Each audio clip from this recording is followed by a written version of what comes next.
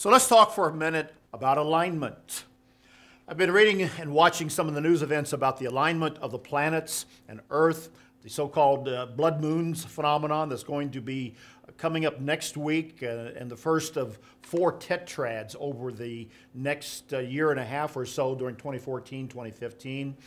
People are watching that in regard to certain prophetic statements that are made in the Bible about the moon turning to blood before the great coming of Jesus Christ. Interestingly, just this week there was another phenomenon that is taking place, and that's the alignment, a rare alignment of Mars, Earth, and the sun. Happens about once every 778 days, according to some of the reports that I've been reading. And of course, this is coming up this week, but then next week is this alignment, this first of the blood moons, and there'll be another one in the fall of 2014, 2 more in 2015.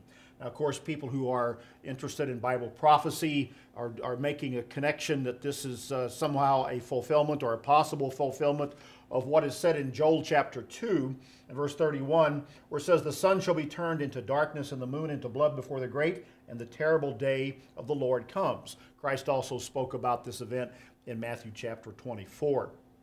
And as people watch these actual alignments of the bodies, the celestial bodies, take place, they are trying to match it up with certain biblical prophecies and historic events that perhaps deal with the Jewish people and the history of Israel, Bible prophecy, and certain things that could be coming about in the next few months. We on Beyond Today have taken the approach. We've covered this in other Beyond Today dailies and in some of our commentary on our website. We're taking the approach that this is not a harbinger of what is going to come in these particular prophecies. That these indeed are celestial events, but they are not something that we should get hyper about, super watchful in one sense, and making predictions and false assumptions regarding Bible prophecy that very likely will not come true at this particular period of time. It's all very interesting, but one has to be very, very careful. So our approach on Beyond Today has not been to get people so excited about this. Here's the point. And let's talk about alignment, as I said at the beginning.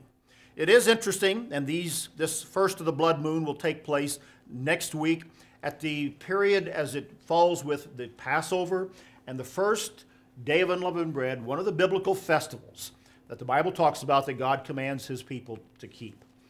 As you prepare, as a person prepares to keep the Passover, those who do, and observe in the biblical manner the days of unleavened bread, you know what's taking place by that event, by that spiritual discipline of obeying God, keeping his holy days as he commands.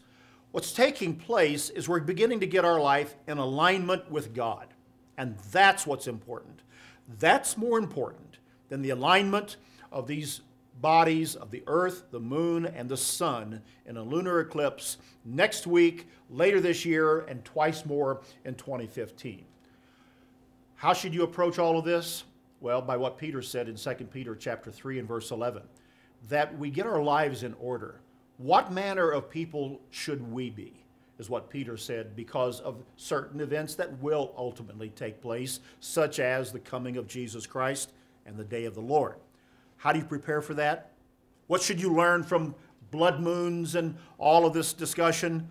You should learn that it's more important that you and I get our life in alignment with God. And that, I think, is the most significant event to take place, or the point to take place from these events that are going to transpire right around the Holy Day period, God's festivals, days of unleavened bread and Passover at this time of year. Get your life in alignment with God. You'll be closer to obeying and doing what God has in mind by these events that come around every year than by any other fantasy about Bible prophecy and certain other events that may take place. That's the true alignment, the spiritual alignment that we should be interested in. That's BT Daily. Join us next time.